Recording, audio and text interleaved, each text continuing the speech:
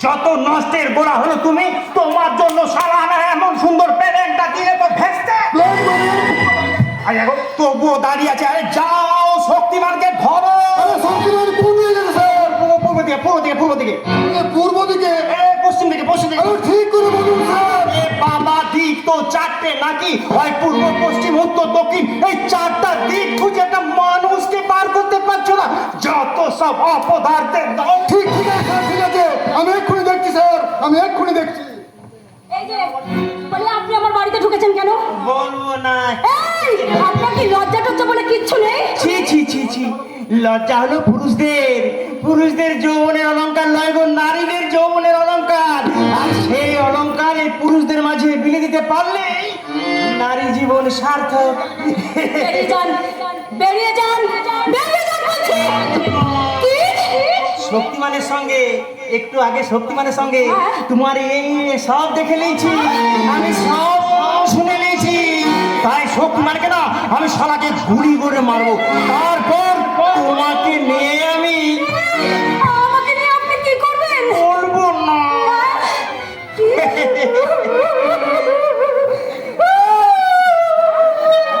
একে হারা, তোর চোখে জল কেন? শক্তিমান ঘরে পেঁচিয়েছে বুঝি?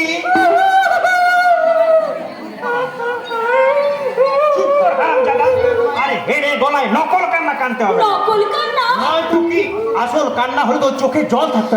এই সত্যি তো, জল কোথায় জল? এই তো জল। আরাম দাদা, তোর চোখে এত জলও ছিল? তুই তো দেখছি ওই মেয়েদেরকেও কান্নায় হারিয়ে দিবি রে। তো বাঁধন, বাঁধন কেন কাঁদছিলি সেটা এবার বল। আপনি যদি গাছেরও খান আর তলেরও কুড়ান, তাহলে আমি খাবো কি? তার মানে মানে এই ফুলবাড়ির সাথে আমার বিয়ে, হলিউড, বাচ্চা পেটা করা ছাড়া বাকি সব কিছু হয়ে গেছে। ওরে হারাম জাদা, তাহলে বাকিটা রইল কি? আছে।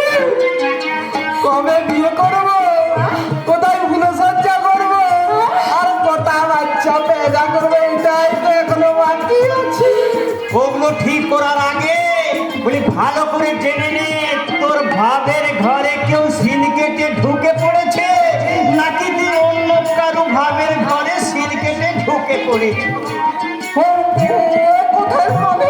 এ কথার মানে তুমি যাকে নিয়ে ওই হানিমুন, ফুলসজ্জা আর ঘর বাঁধার স্বপ্ন দেখছো না, সে অনেকদিন আগে ওই শক্তিমানে বাগদত্তা।